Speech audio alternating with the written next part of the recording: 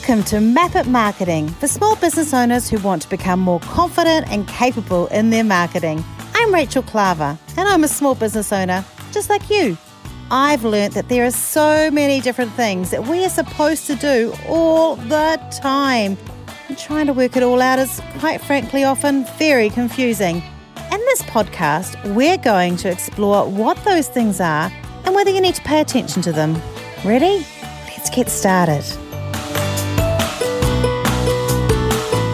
What do you do if you lose your dream job just 3 weeks after you started due to COVID-19?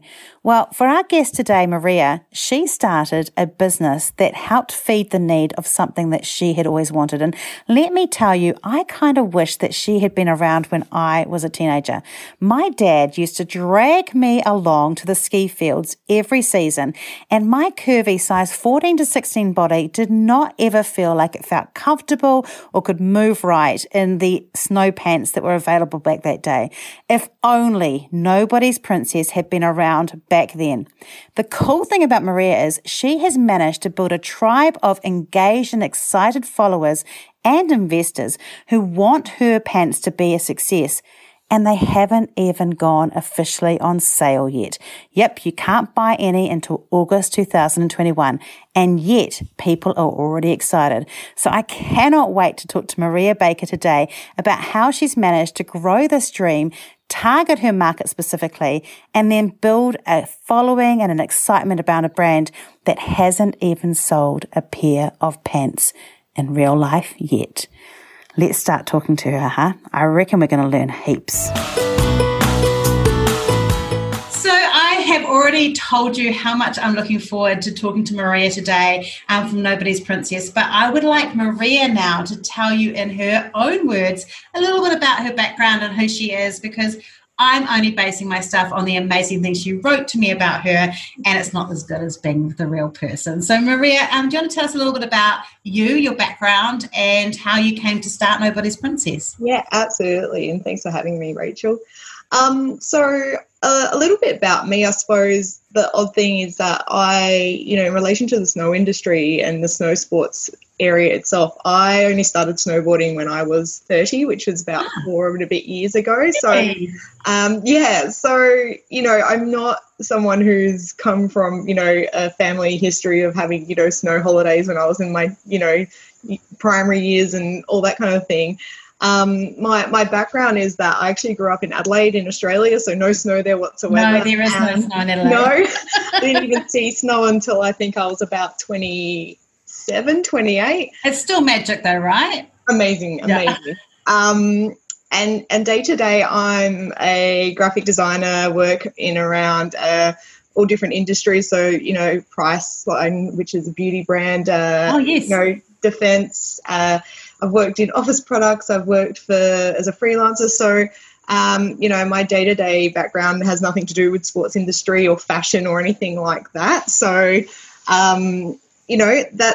that's been completely interesting coming across and trying something really, really new. So, the reason this has all sort of eventuated and become a thing is because my own personal experiences. Like I said, I started snowboarding about 4 or 5 years ago, and I'm about a size 14 Australian, so quite a pear-shaped naturally. And from day dot, I struggled to find good pants, especially when I was starting out and trying to find something on the sales rack and, make it a bit cost effective. Yeah.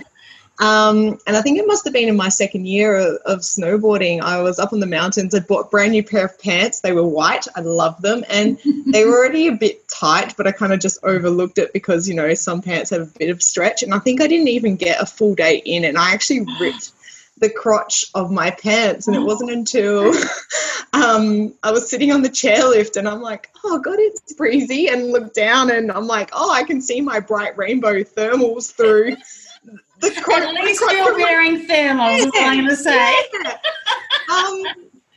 And I was just devastated because straight away it wasn't like, oh, okay, the pants have failed me or anything. The first thoughts was like, oh my God, it's because I've got a fat ass, or, it's because of my body shape. And I'm like, of course this happened to me, and la la la. So I was kind of like, I was with a bunch of girls at that time, and I was talking about it, and it kind of came out like it wasn't just me. Like they'd all told me about how they'd ripped the crotch on their pants, and it wasn't even, girls who were the same size as me. It was girls that are quite smaller but still had, either hourglass body shapes or hips or bums or tums and we kind of snowballed, excuse the pun, like into, the issues with pants and, the gapes in the waist because, you're trying to accommodate maybe for a smaller waist, or having super baggy legs because you've got a bigger stomach. And, we all kind of went home a bit sour that day, I think. The off the cuff kind of, I should make these pants. I should make pants for women. I should make, better fitting pants. And, I kind of sat on that comment for a while, and I actually started telling a lot of people about the idea, like, oh yeah, I really want to make pants. I really want to make my own snow pants. And, I'd go into snow stores and have issues still trying to buy new pairs. And I was like, yeah, I should make my own pants. They're like, yes, please do it. We'd have so many customers. And I think I had a bit of a false start in maybe early 2019. I was sort of playing with the idea, but I didn't know where to start. I didn't have any, manufacturing experience. I didn't know how to, draw patterns or design pants or anything fashion related. And being such a late bloomer, I suppose, in the snow world, I didn't really have industry contacts or anything like that to lean on. And it kind of sat down, it was put on the shelf and never eventuated until last year, where I had actually just started working in the travel industry, but then COVID hit. Bad industry to start working in if you're having COVID-19 issues going on. Correct. So I got 3 weeks into what I thought was a dream job in the travel industry, working as a designer, and we all got stood down. So all of a sudden I had a lot more spare time on my hands. And it wasn't until I actually went to go work up in a snow resort in Melbourne here, Mount Hotham, and I talked to a guy who I was working for who happened to be a bit of a marketer as well, and he's been running his own snow glamping business for a few years. And he's glamping? They do it's called an Alpine Nature Experience, and he does like big outdoor glamping tents in the middle of the snow. It's amazing. Wow. But, I spoke to this guy who actually had a marketing background himself, and I was, he was my age. He was 34, and I'm like, oh, wow, look what you've done at 34, and what have I done? And, I told him about the idea, as I had told everyone, and he's like, well, what are you waiting for? And I kind of, again, COVID kicked in second wave and got sent home from that job as well.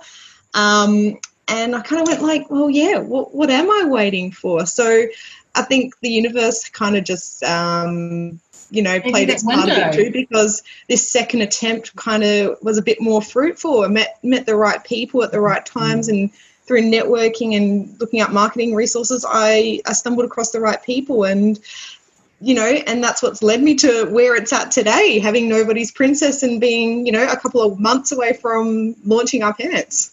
Yeah, because one of the things I said in the intro was what I think is amazing is you've actually been able to get funding and support and build a tribe of people who are excited, but your pants aren't even out yet. They're not out until August. No. So I was really surprised, because I suppose one of the things was that obviously I didn't have the funding to do this myself, especially having been stood down from my work last year. And I'd read a bit into crowdfunding and seen a few bits and pieces come and go, and, the Shark Tank and all that kind of thing.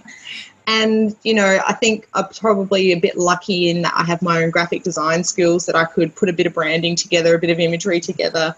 I've always told when I had clients, you got to fake it till you make it when you've got branding, even if you're not a big business yet, you've got to make it seem like you're the real thing. So that's kind of what I did, and put together a little video with one of my best mates, and, put it up on Indiegogo. And, yeah, lo and behold, I think I had like over half of the funding in the first 24 hours, which that's amazing. Just really pushed that people were keen for something. And what was even wilder is that I had set up a whole bunch of perks within the crowdfunding, and I had put things like T-shirts I designed and key rings and the like. But I thought, I'll put the pants up as a pre-order option, and people actually bought them. People bought the pants as a pre-order on a concept, without seeing a design, without seeing anything more than, you know, my wish list of what these pants were going to be for women. And yeah, that blew my mind. That was crazy.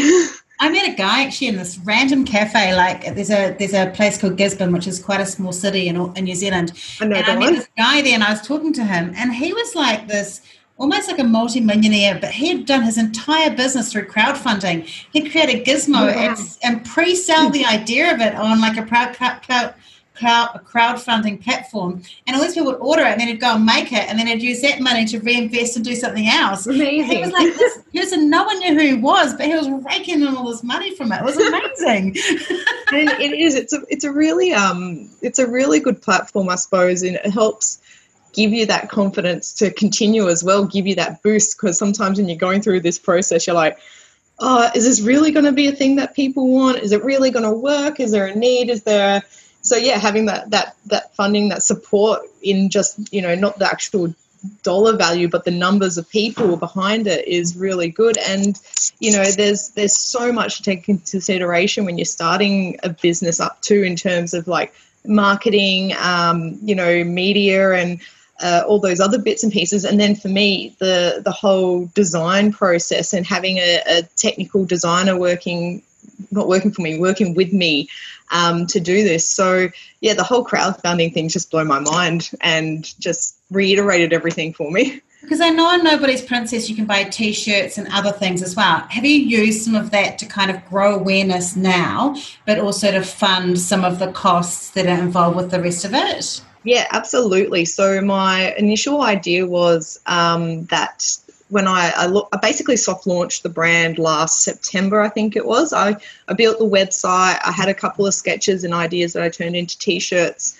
And that was purely for a brand awareness thing. I really wanted to just try and make it a name that might be on the tips of a few people's tongues, so that by the time I came to what will be the second round of crowdfunding in a month's time, that it would be a known brand, that people might be, oh yeah, I've heard about that chick and she's doing the thing with the pants. And, you know, it really was a marketing thing. It was a marketing exercise to just get the brand out there, get the T-shirts launched, so that, you know, I might see it around. I might, you know, people might go, oh yeah, that's a cool T-shirt. Where'd you get that from? And the conversation would start. So yeah, absolutely. So I think I told you that when you and I first talked about the podcast, I don't even know who it was, but I remember watching an Instagram story from a plus size woman who is like, she does a lot of fashion stuff, and she was talking about you and how excited she was about the pants. That's so I'd heard that, and I didn't know who you were,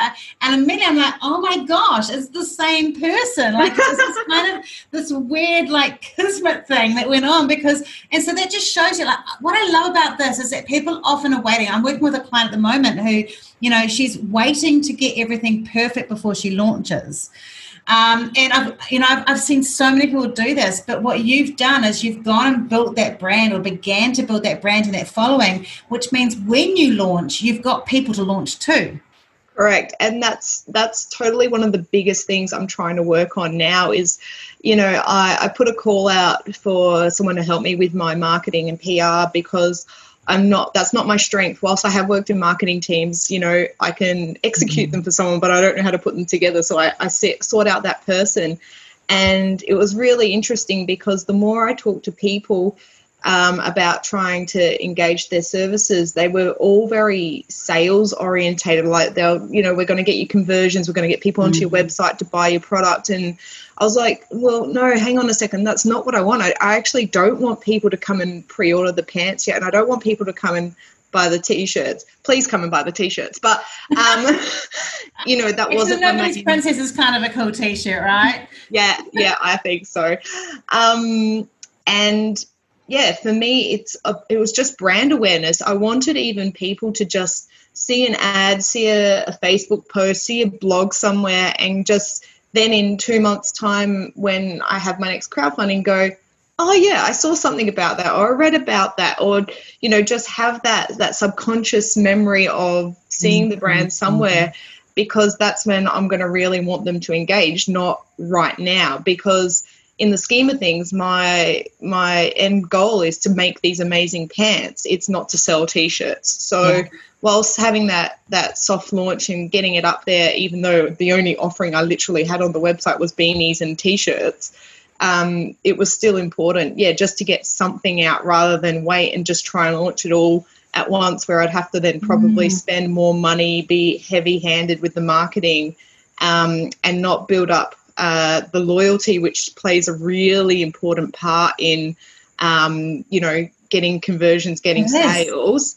So you're 100% right. Because I have clients who, it's interesting. I've just interviewed someone before this, and we were talking about how some people, because being the best isn't enough, it's to be out there is the most important thing. And so if you're out there and you're the best, that's the winning formula, And so I love that you've done that. Are you using things like Instagram stories and things like that to tell people what the process is as you're doing it? Are you doing that sort of thing? Absolutely. So one of my biggest things that I suppose, unlike any other brand I see where it's, really centered around a culture or a style, or, I suppose in the snow realm, you've got different types of skiers and different types of snowboarders, and I'm not trying to get to one or the other, but for me, it's just about showing, everyone asks me and I'll get back to your question, but everyone asks me why I'm doing what I'm doing. Is it to get rich? Is it to build a big brand and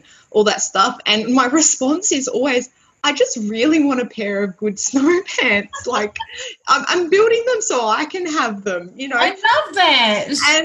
And it's a really selfish reason. If I'm going to make these pants, I might as well make them for a few people. And so part of that is, engaging on that really personal level, and I'm being 100% transparent about what I'm doing and what the process is and where I'm at. And that's through Instagram stories. The lovely woman, Kiera, who's working as my PR marketing person, we've started up Sunday Live. So every Sunday I do a live report about what's been happening, what pain points I've come across in the week, what's coming up in the business, where the prototypes are at. Using Instagram and Facebook as that touch point to show the real side of what the business is doing and what I'm doing, that it is just me and my journey on my own. And also online doing, blog updates to just go, hey, I got this prototype. I hate this, this, and this. I wasn't happy with this, but this was a win and this was a win has just been crucial, because something I've found is that for all the posts that I see on people's Instagrams in the same sort of industry and realm, the inspirational, here's this really cool snowboarding video, a really cool skiing video and all that. For all of that sort of inspirational culture-y type stuff I put up, it's always the posts about the pants, about what's happening with them, that are getting the best engagement. It's always the posts about hey, look at the cool zipper function, look at this cool waist function, that are getting the comments and the interactions and the reach, because that's what, the genuine customers future customers that I'll have are actually interested about. I don't care that there's some girl skiing in a bikini top on skis and it looks cool.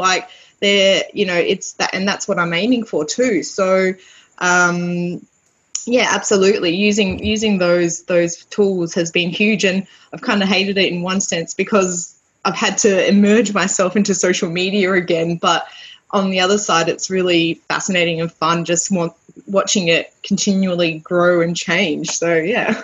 So you're building this lovely trust bridge, aren't you, between you and your customers? And while I do think it is hard for us to put ourselves out there, what you're doing is you're finding your people, because you're finding people who are interacting with the way you think, the way you're showing it. Every time they see what you're talking about and why you're doing it a particular way, they can see the care and the dedication you've got for finding you a really good pair of ski pants. Yeah, exactly. Snow pants, but also it means that they're going to have them too. So it's like a win-win, right? It's amazing.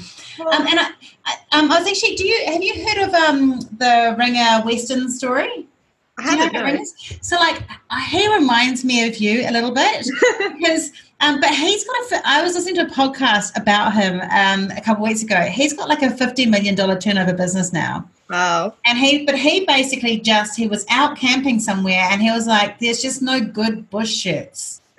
Right. And he started his business by selling caps and T-shirts to fund the bush shirts.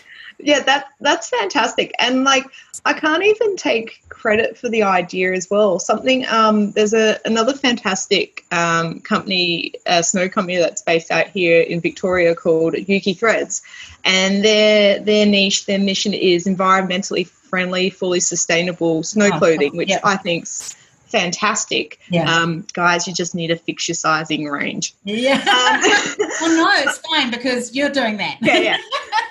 But something I did was, obviously tried to read up about, entrepreneurs and, small businesses, snow businesses in Australia and New Zealand. And something I came across was their founder. And, something they said is they had the best happy accident they could in that she was designing some hoodies and they ordered some beanies as well. And their actual intent was to sell the hoodies first, but their beanies came months earlier than the hoodies. So they just gave them to all their mates, and they created this little cult following because people were seeing these people out on the mountain and going, oh, what's your little beanie with your little yellow bird on it? Like, it sparked this interest because all of a sudden there was like 50 people riding around Mount Buller with a beanie with a little yellow bird. So people wanted to get on board. What's that?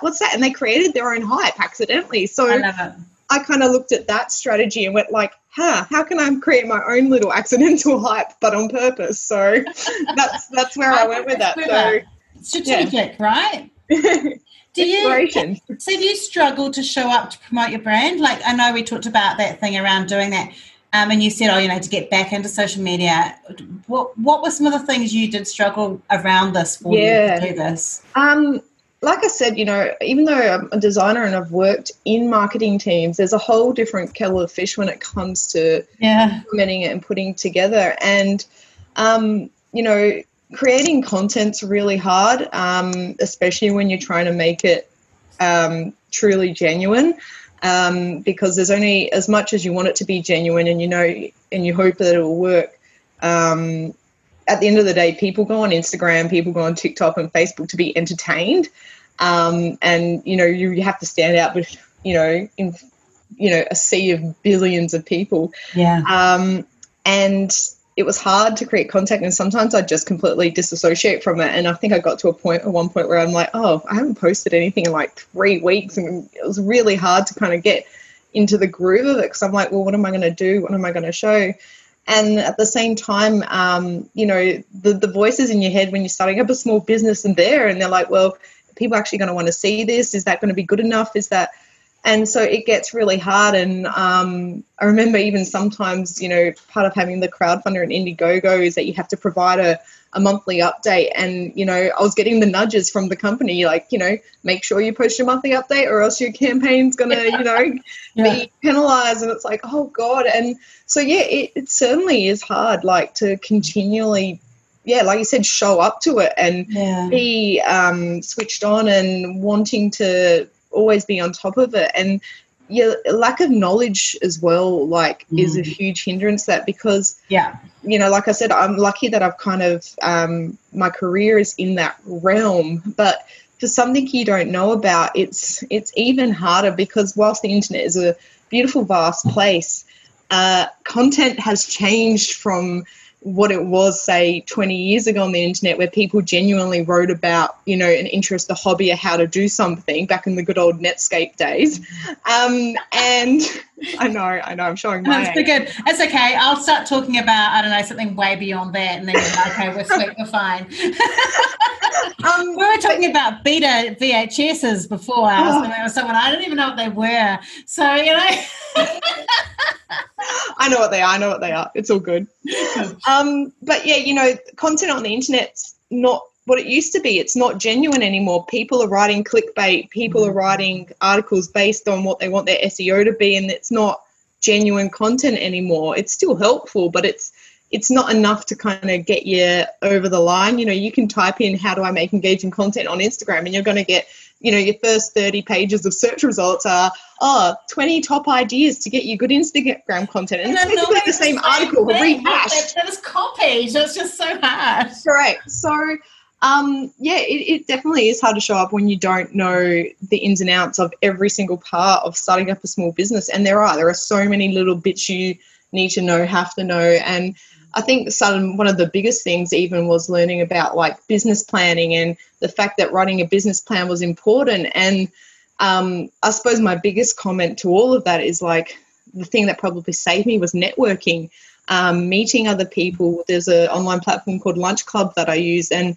I was really fortunate that I got paired randomly with some really interesting and useful people that just gave me little snippets and tips and, bits and pieces along the way that then helped me front up. And something I then put into practice is that every time I felt I was stalling myself and I wasn't, being there for the startup, is that I'd go do another 1 hour video call with someone and do some networking, and you just get that little spark. You might just get that one piece of information or fact that would just help. So it's definitely periods where it's just like hard. But so you can I share with you? I have this thing that I tell my clients, and actually anyone that will listen, and I tell people that when you're doing your business, you've got to be a goat in a tree. Oh, yeah. I mean by that is, I like that. Have you seen those goats in Morocco that climb the trees? And you don't even know how they got up there. Yes, although apparently this devastated me when I was researching this. Some farmers now, when they were having lots of tourists go by, they were lifting the goats into the tree. But they are naturally like tree climbers. But I always say, as a business owner, you've got to be a goat. You are already a goat in a tree. And those goats don't go, hey, you know what? I'm going to become a world famous goat today. I'm going to climb that tree. They're just like going, hey, that tree looks cool. I'm going to climb it. And so I always say to people like you who struggle with this, I go, it's okay. You're a goat in a tree. Literally anything you say about those snow pants is going to be interesting to your target market. To just be a goat in a tree. Every time you go, people wouldn't be interested in this, think, no, this is a goat in a tree moment.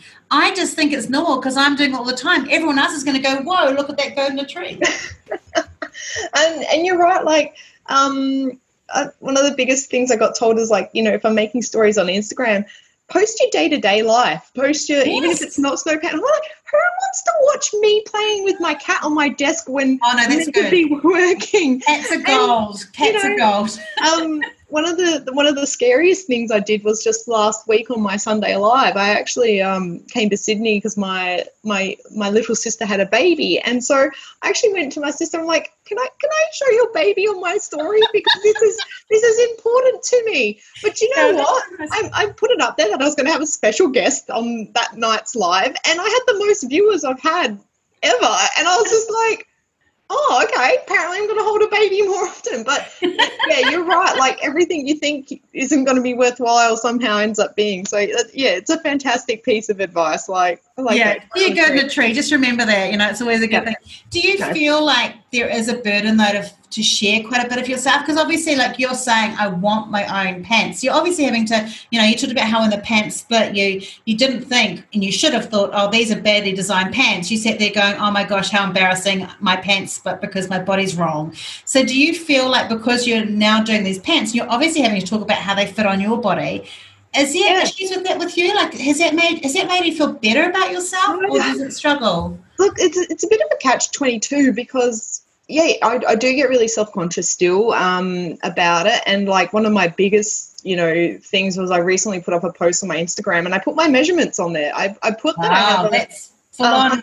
I have 117 centimeter hip circumference, and I just go like, oh my God, it's over a meter. But, the reason I did that is because I had posted an earlier photo of me in the pants, and someone said, oh, you should put some curvier models in your pants, not these slim, tall people. And I'm like, that's me. I am a curvier model. Like, thank you. But, and so I had to be vulnerable to show those other followers.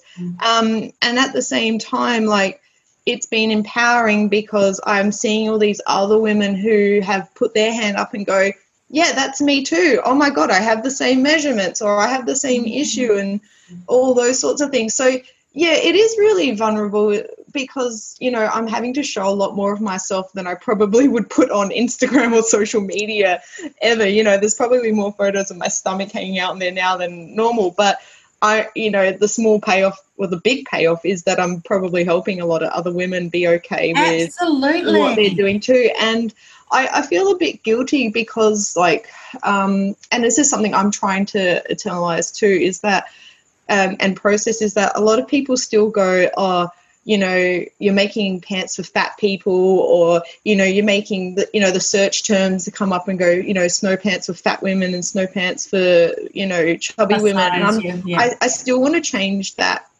view as well, because, you know, I'm not making them for chubby women. I'm making them for all women, because the complaints have come from women who are size 8 but curvy as well. Yeah. You know, and they wouldn't be considered chubby or fat or anything like that. But at the same time, I don't want to be calling ourselves fat and chubby. So something that's been really hard is trying to come up with that proper terminology to still empower whilst being inclusive of all shapes.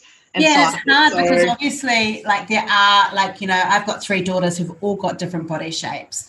And none of them have inherited the roundness from me, but they're all very different. And I've got one who's 5'11" and she's lanky as, you know, and so she'd be able to fit like hipsters or hipster jeans or snow pants, and that, you know, her and her boyfriend, they can wear the same clothes and it's fine. Try that on one of the other daughters and that's not going to work. Now, that none of them are overweight and none of them are, but they've all got different body shapes. And there's this weird thing where we go, do you use the word real woman? Well, no, because someone who's straight up and down, they're still a real woman. Like, how is this going to work? Am I alive? I'm real. Yeah, exactly. So it is really hard. You know, you have to find a way to define the market and use those hashtags so the right people can find you. But you also know that you are developing them for a particular body type, aren't you? Well, it's not just the one body type; it's all body types, and that's the hardest thing. That's hard. Is not being exclusive to going. Yeah, okay, it's only for the curvy, for the hourglass women. It's only for the pear shapes, or it's only for the apples, and only for the round shapes. It's for everyone. But yeah, I don't want to be discriminatory or negative about it. One of the groups I follow on Facebook, who has her own snow-based news site and blog site, said that her highest ranked article on her page was one that was titled something like Fat Skiers and the World We Live In, or something like that. And I was just like, God, so how many people are searching fat skiers or fat ski clothes or fat? And I'm like, oh, I wish there was something better to do. And, but then, full circle comes back and I go, and then it does hit your own confidence and go, well, am I a fat skier and am I a fat snowboarder and am I, it's hard. It's a complex thing. It's body image is such a loaded thing for women anyway. Yeah. And like, I struggle with this because I'm obviously plus size, but I don't think of myself as plus size. I am plus size, but I don't walk around going, hi, I'm a plus size marketer. Yeah, exactly. I'm just a person who happens to have a round body. Like, that's how I see. So but I also understand that if I wanted to market to plus size women, which I don't specifically market to, I would put hashtag plus size or hashtag, I don't know, extra wobble in my belly or whatever it's going to be. I love that. And I understand this. It's really hard. And I modeled in Fashion Week years and years ago for a plus size designer. Oh, did you? Oh, yeah. I always tell people that because I'm like, really? Wow, you've really packed on the kilos since. But I was round when I did it. But I remember, it's like I was already round.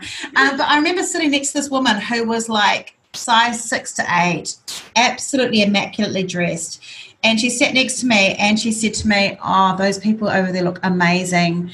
I just feel so fat and disgusting today. And I remember thinking, oh, you feel fat. Well, I'm actually fat. So, but what I realized was it's like women, like we just carry all this stuff around and it's not that size at all, actually. And we can be our own worst enemies, like 100%. And yeah, it comes to what you see and what you hear and what you're brought up with. And Yeah, 100%. What I love is what you're doing, though, is you're empowering women to feel comfortable while they move.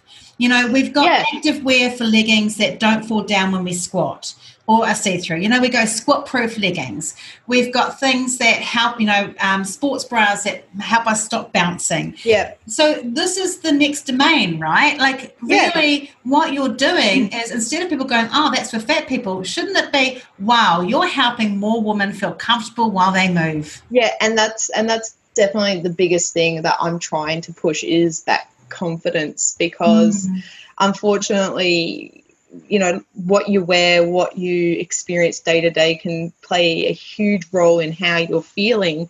Absolutely. But if what you're, and there's so many days where you go out and I'm just, wearing normal clothes, you're like, oh, if that bra strap's digging in, or if your jeans are just a little bit too tight, or, It's the worst. You go, oh, this top's making me feel a bit fluffy. It puts you off your game no matter what you're doing. You can, you might be at an event, and if you're conscious about how you look or feeling, then it just throws your whole night away.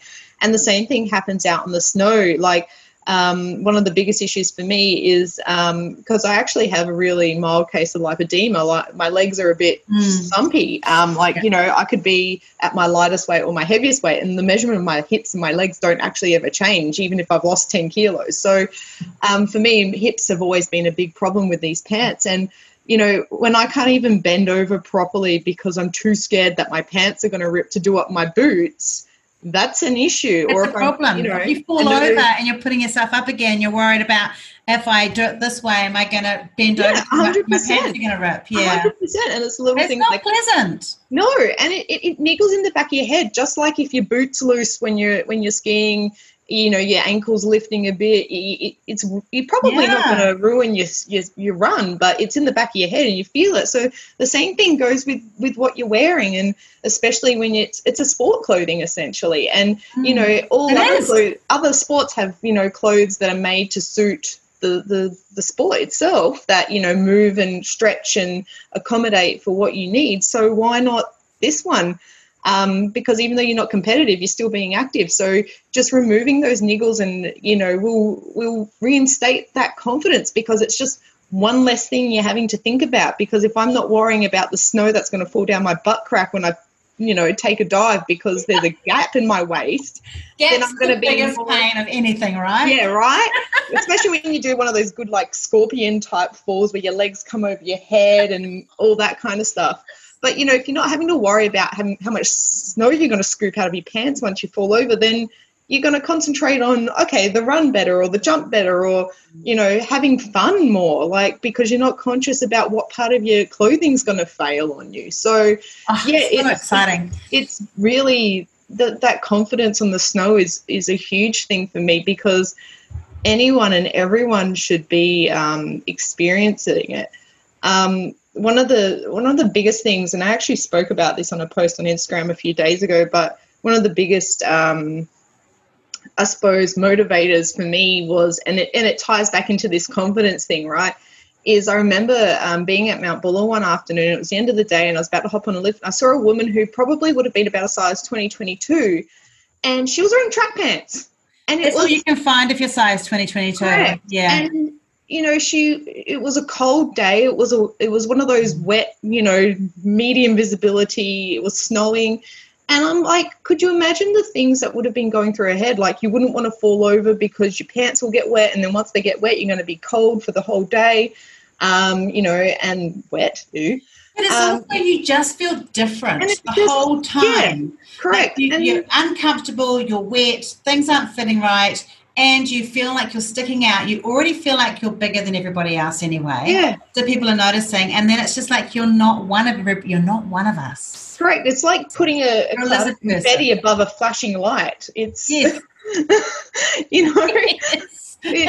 like, my heart broke for her. So I'm like, that's the stuff we need to change. That's everyone should have access, and everyone should be confident when they're doing it. And I can't see how sportswear is promoting obesity.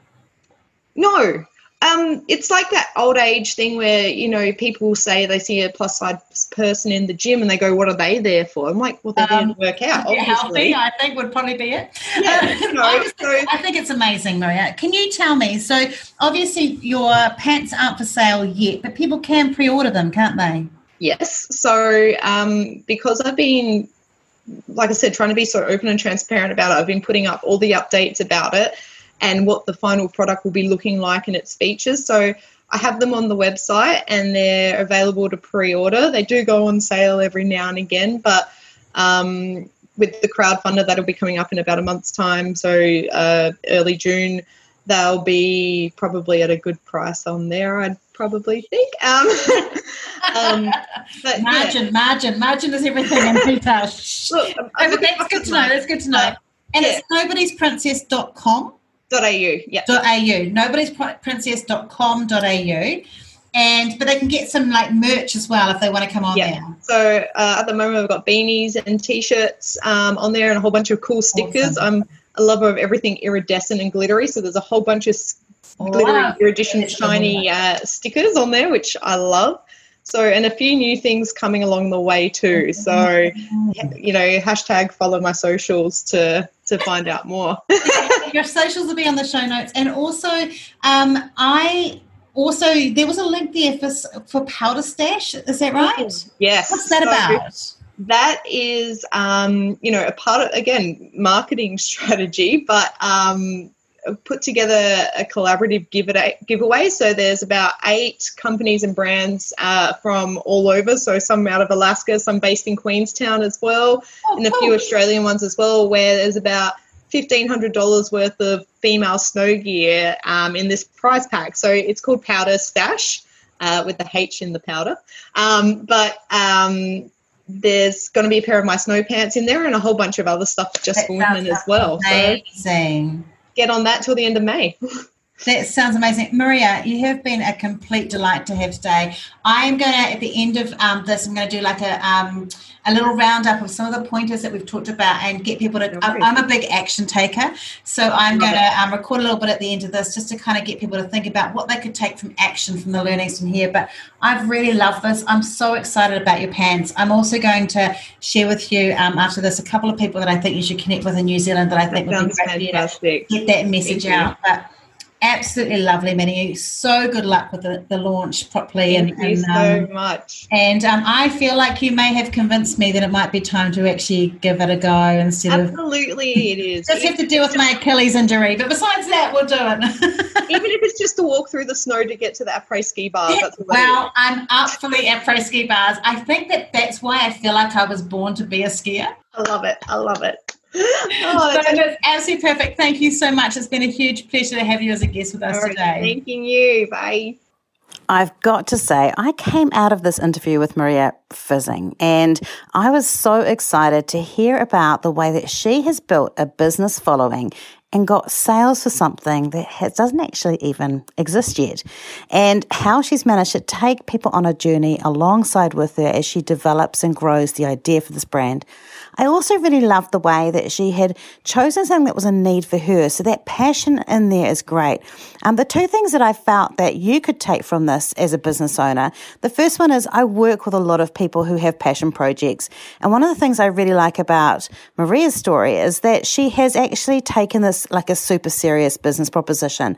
So often when it's a passion, it's very easy to get sidelined with a whole lot of new things all the time and pour all your time and money into creating the product or the resource that you're going to deliver and forget to put money and time and energy aside for marketing it. So Maria's done this really well in doing that. So it's a challenge for us as product developers or service-based businesses. Sometimes all that energy we're pouring into the offer or the product that we're going to give someone, we need to save some of that back to market alongside them as we walk through them. And the other thing I really thought was so important here was how often do we forget to do that on a continual basis as a business? I know for me, I'm so poor at reminding people of the story or the journey of where I'm getting. I'll often retrograde it and talk about it afterwards, but I'm not great at taking people on that journey. I think sometimes because I'm a little bit bit worried about what if it doesn't happen or I get distracted. But the accountability that comes with it is really powerful, and it does create a buzz and an excitement for what you're doing.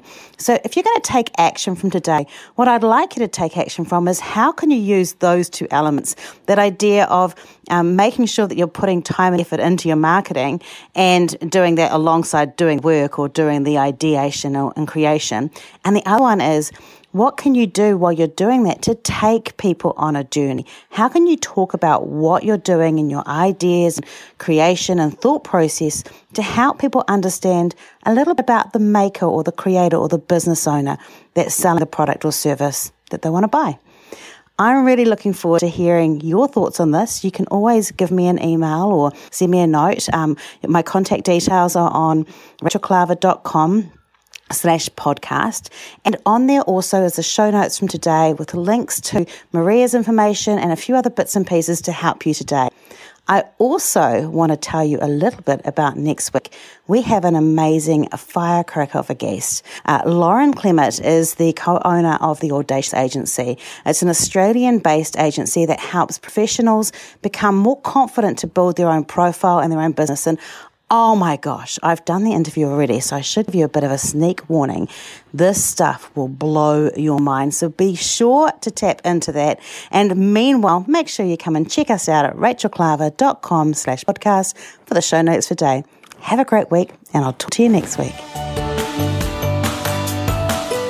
Thanks for tuning in today to Map It Marketing with me, Rachel Klaver. Make sure you hit subscribe in your podcast app so you don't miss an episode. And if you want notes or information about today's podcast, go to rachelklaver.com/podcast for more information.